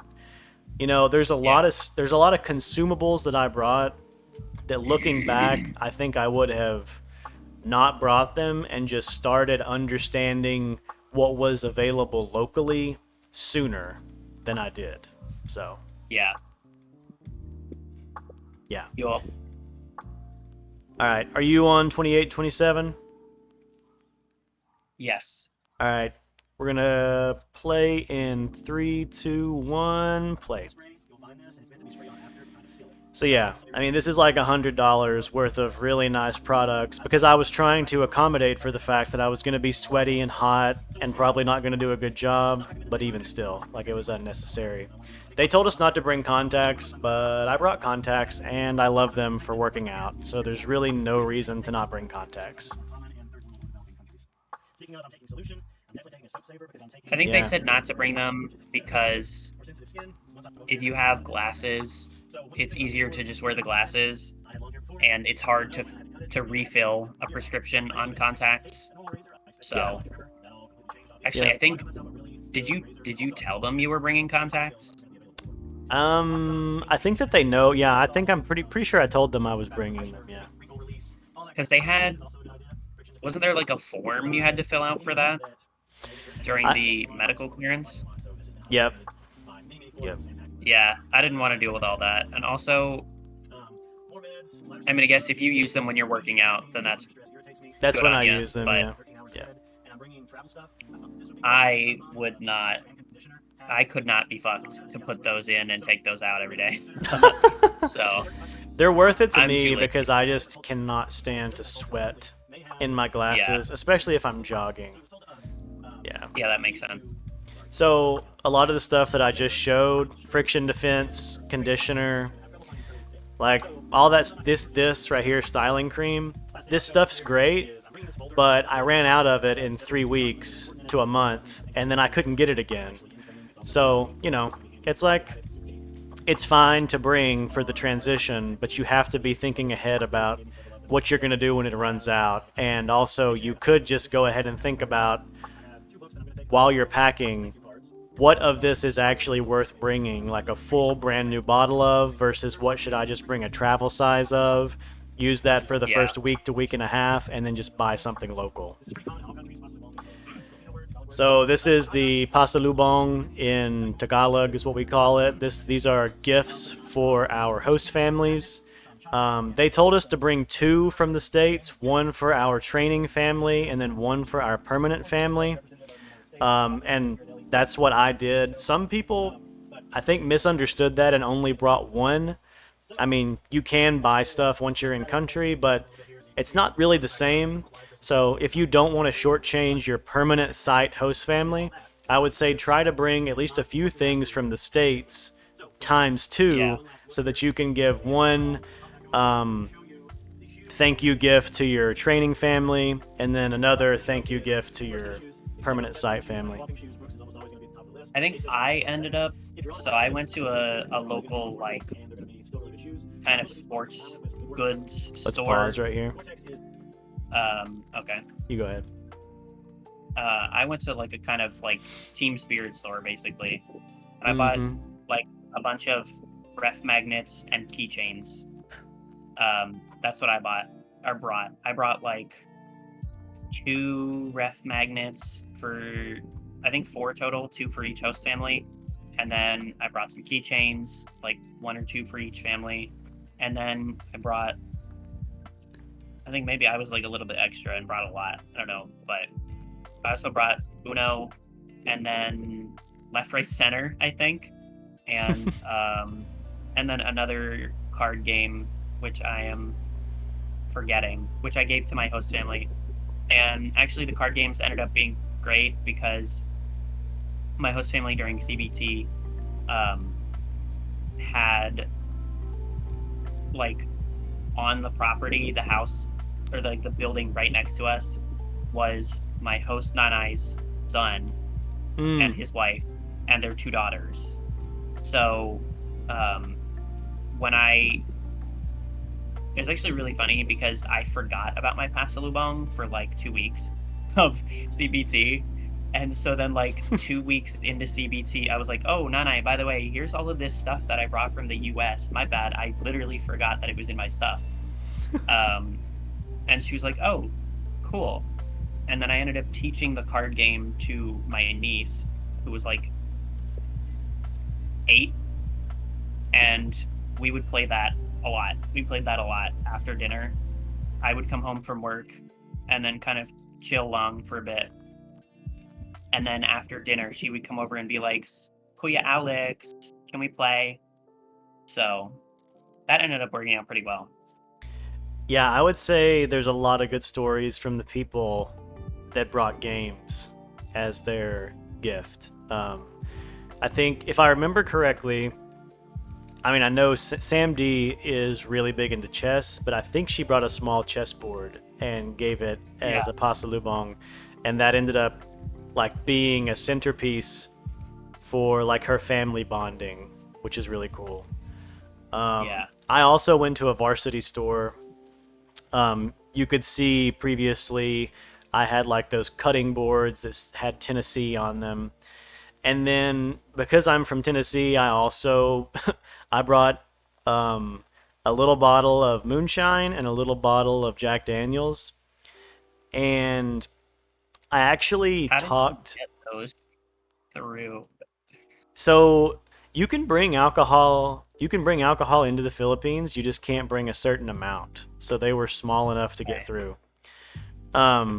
But I talked to the staff first and was like, "Hey, I brought this because it's like culturally appropriate, but is it okay to give it?" And they were like, "Well, yes, because your host dad is probably gonna at some point invite you to drink because it's a cultural thing, but wait a little while and get to know them before you give it."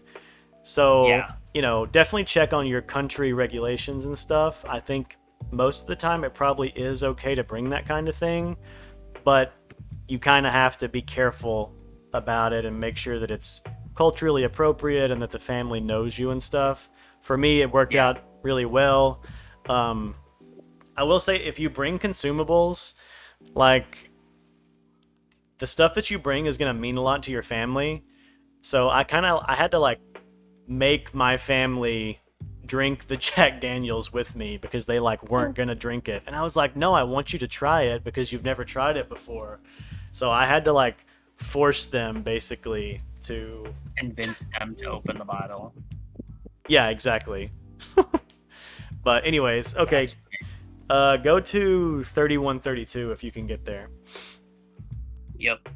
All right, sick. Let's go 3, 2, 1, play. So these are my waterproof Brooks tennis shoes that I bought. Probably could have. Yeah, with my extra ass. Honestly, these have been really handy though. They're ugly, but they're waterproof and they're really durable.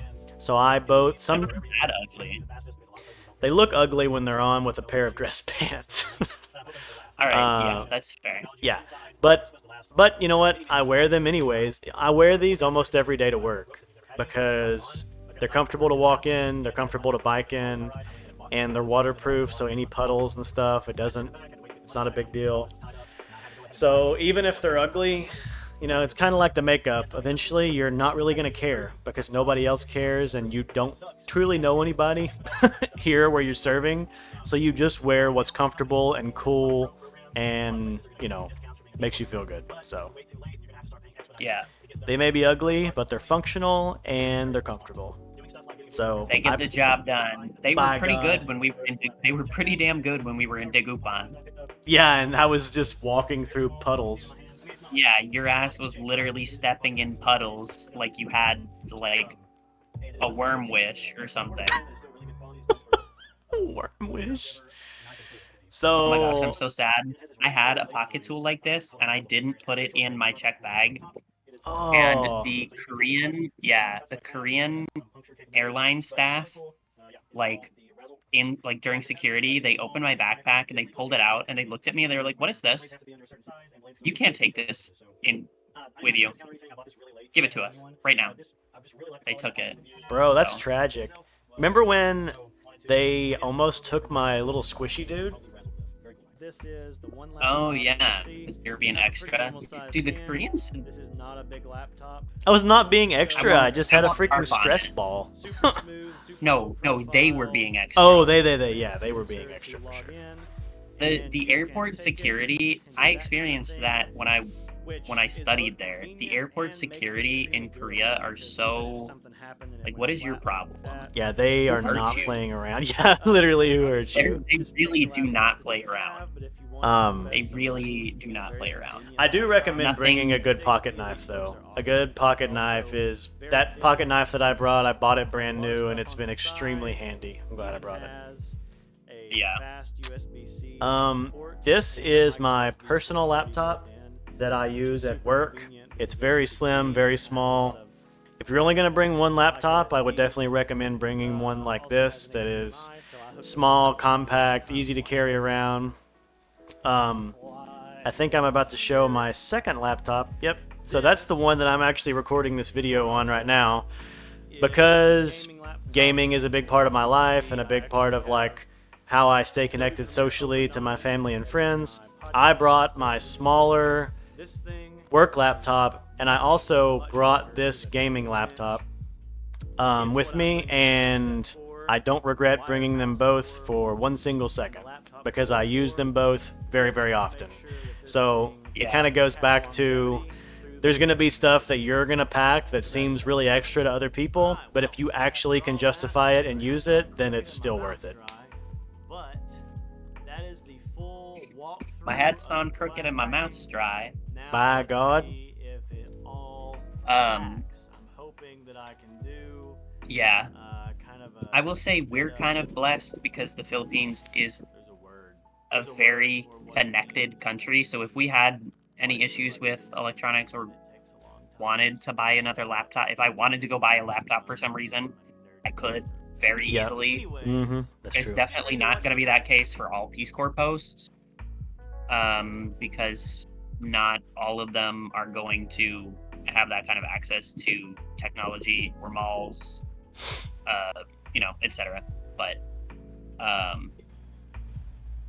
yeah, if it's something you're going to use, why not bring it? I mean, I actually, though, if it's something that you will use more than, I would say, 3 or 4 days out of the week, you should probably bring it, because if you're already using it that much anyway, if you're not working, it's something that you can bring and use in your free time and keep you occupied.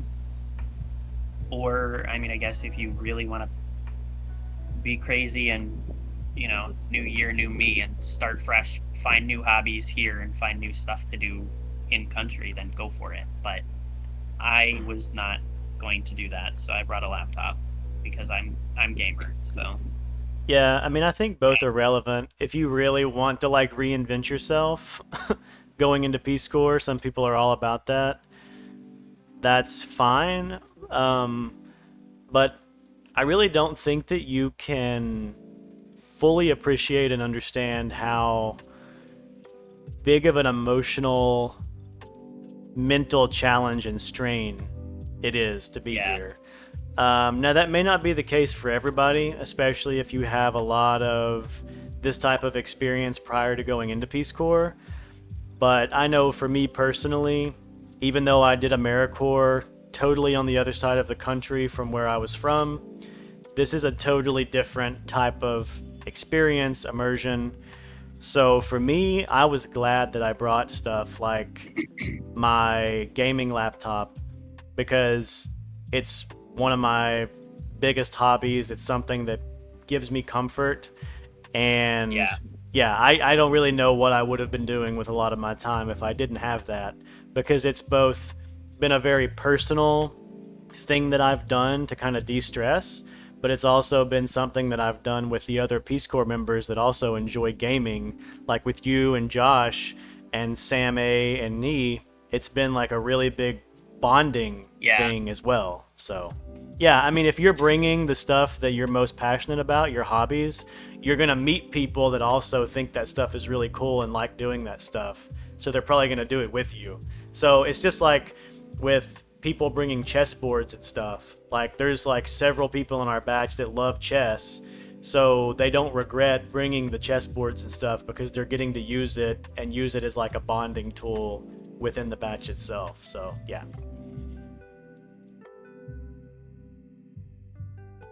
Yeah. Thoughts? Prayers, actually. No. Ooh. Bless up. Yeah, I don't know. I kind of agree with that, you know. If you're not sure about it, but it's something that you would probably use or would bring you a lot of comfort, bring it. Because if I didn't have, I mean, I brought my Switch with me, and I got games on my phone. So if I really needed to, I could become a mobile gamer legend. But like everyone else here.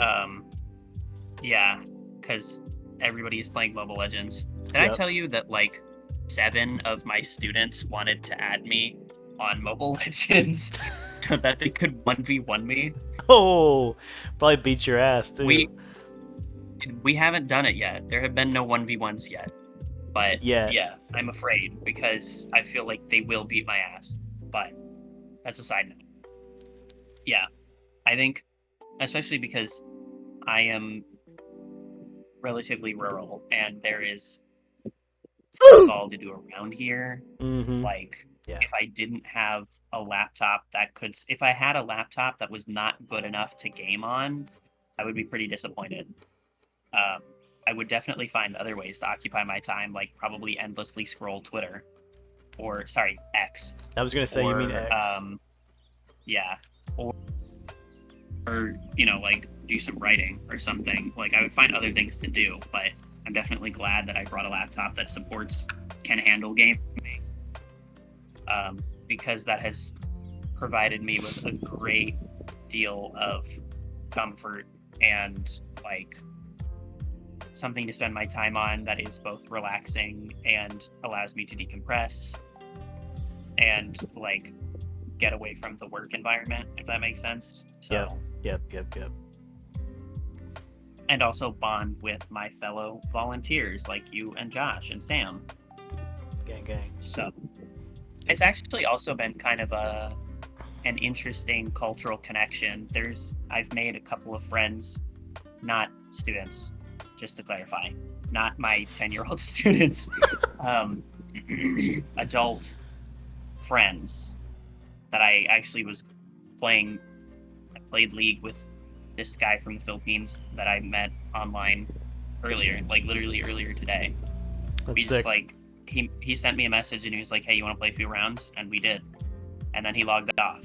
So yeah, but yeah, I mean, especially because the Philippines is, like, again, to reiterate, a very connected country. Right.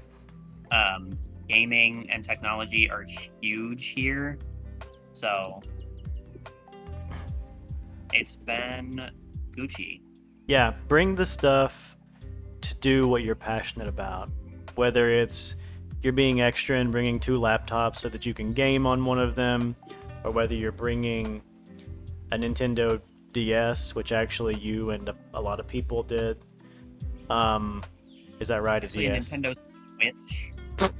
Nintendo Switch. Clearly, I've not had a Nintendo in a minute. Yeah, apparently. If you brought a PSP, you know, no, I'm kidding. First of all, but like Sam D brought, like, no joke, like 10 books in her suitcase, and it's like, for me, that's insane.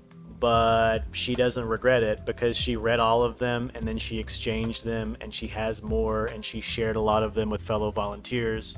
So it's like, you know, that's what she loves. So, another thing that I brought that was probably shown, but we just skipped over it. I brought exercise bands. And yeah, just exercise bands, which I used a lot. And I still use them sometimes, even though I have a gym membership now. So it's like one of my passions, one of my exact opposite passions from playing video games is working out. And especially during your pre-service training, you're probably not going to have access to a gym, or you're not really going to know or understand how to get to it or be allowed to, even if you know where one is. So that's true. If you have exercise bands, if you bring a jump rope, that kind of thing is probably going to be handy. Or if you want to bring a yoga mat, a lot of that stuff you can buy when you get here because you're probably going to be close to some type of shopping center or mall.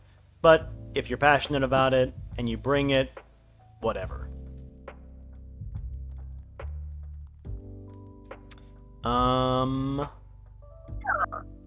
Do you have any final thoughts or suggestions, madam?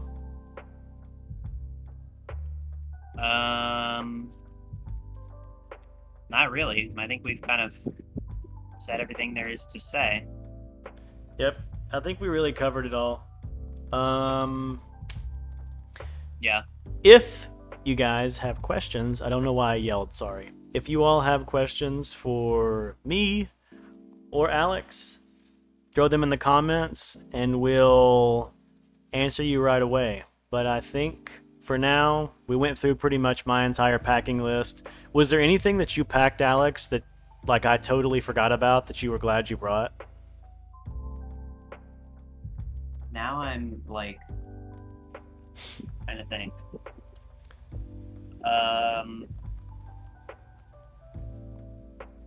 While you're thinking, I'll say my last thing. So the only thing that I found myself wishing that I brought is consumables.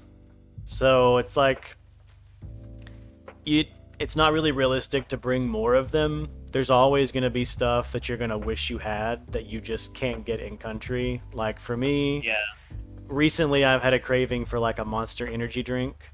Early on, I had a big craving for like making my own coffee, and coffee was really hard to find in country.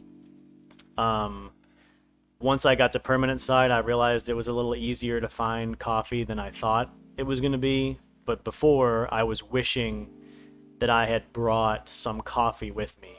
So like, if you really love coffee or you really love tea or something like that, then maybe that's the consumable that you want to bring with you to the country, so that for like the first 1 to 3 months, you can use your supply as you figure out how you can get that thing in country, if you can at all. So that's just my final thought. Yeah. I don't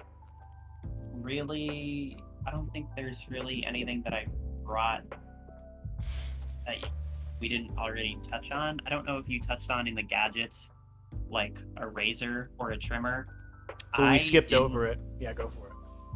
I didn't bring my trimmer from the States, and because I was under the impression that I was going to have to remain clean shaven the whole time. Yep. So I brought a bunch of like disposable razors and disposable razor blades to replace. And then in the end, we got here, and I mean, I just trimmed the other day, but like you saw my face before, I literally had like, I was growing a full beard before I trimmed it, and nobody asks questions, nobody cares. So I ended up having to buy one during, I think, PST wrap up. I bought one before swearing in. Yeah, that's what it was, because I went to SM and I bought a trimmer, an electric trimmer at SM before swearing in.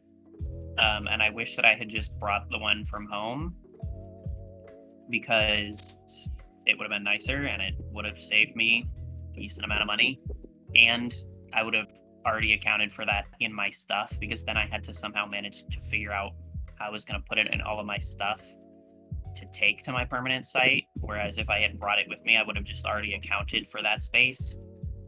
But I don't think there's really. I want to comment on what you were just talking about. So, yeah, they gave us the impression that we were going to have to be clean shaven the entire time. I don't know if I can really put it on them that they ever said that, but the most they would tell us is that we needed to be prepared to be clean shaven and keep our hair short. So I also was considering not bringing my electric trimmer, because before I was gonna like not bring a razor and just bring my electric trimmer, but then I was like, oh, do I just need to only bring my razor and not bring my electric trimmer? I was really glad that I brought my good quality electric trimmer. If you're a guy, just bring it so that you have it.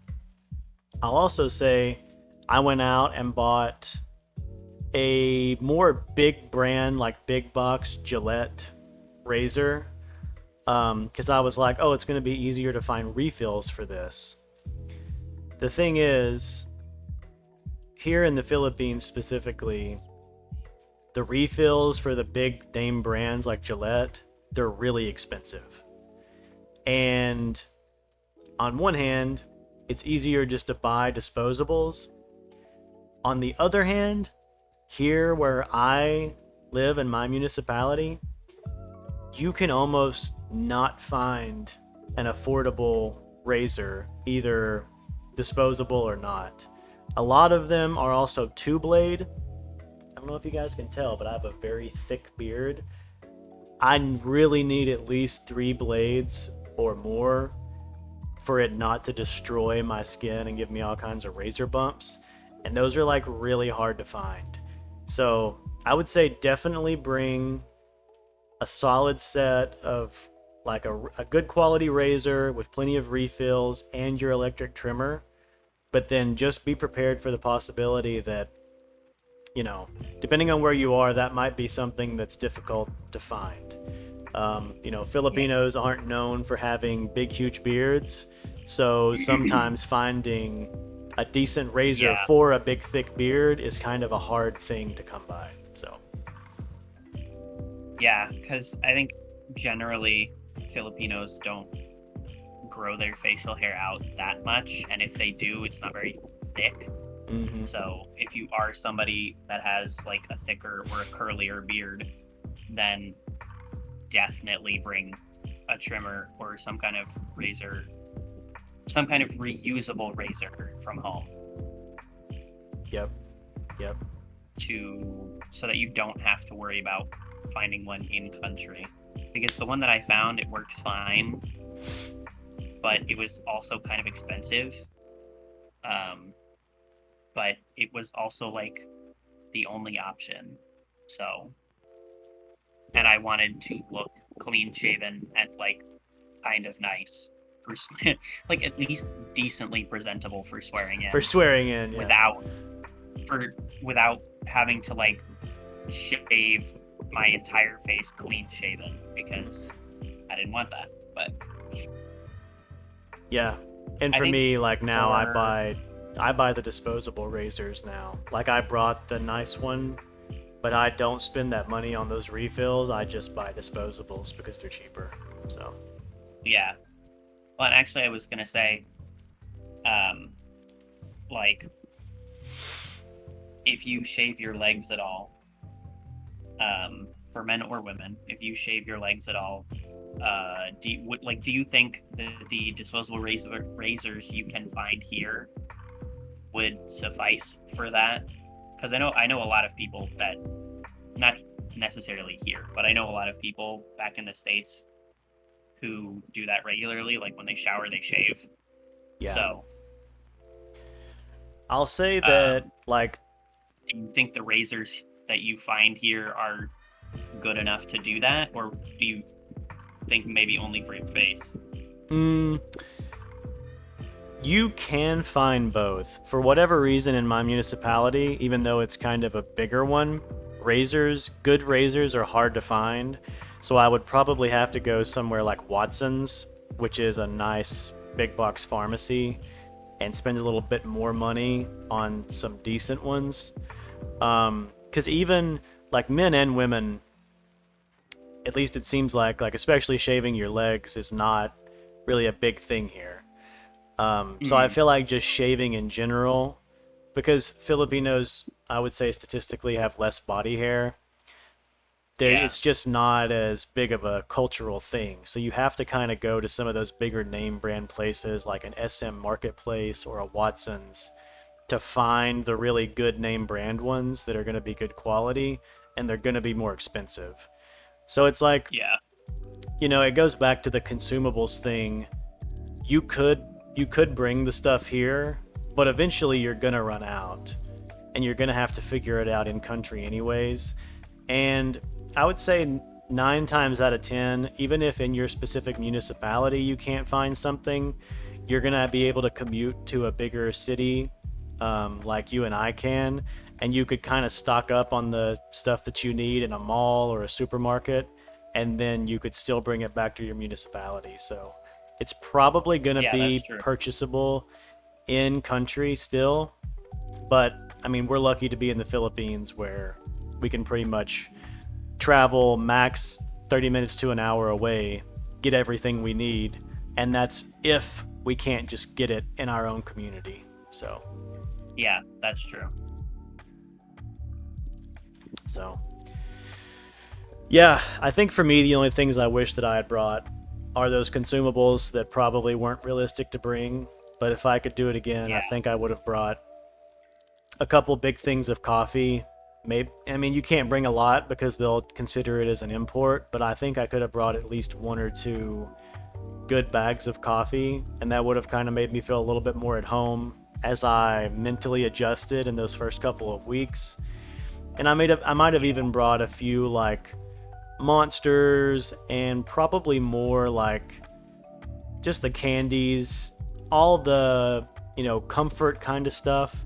I think I would have brought a little bit more of that to help me with the transition, because for me, the reality really set in early on, and I had a tough first couple of weeks during that transition. So stuff to make me feel a little bit more comfortable during that time, I think, is what I would have brought. So yeah. Other than that, I can probably think of more things that I wish I hadn't brought, like a lot of the stuff that went into my suitcase. So all right, sick. Any final thoughts? Bring the things that spark joy. Bingo. Don't bring the things that don't spark joy. Yes. And yeah, that's about it. Don't bring the things that you think you need to bring because you were overthinking and decided you needed to bring them. Did that make sense, Alex? Yes. Just yeah. Don't bring, like you said earlier, don't bring the what ifs. What ifs you can buy in country, I would say. Unless they're for an emergency, like backup lighting, stuff like that.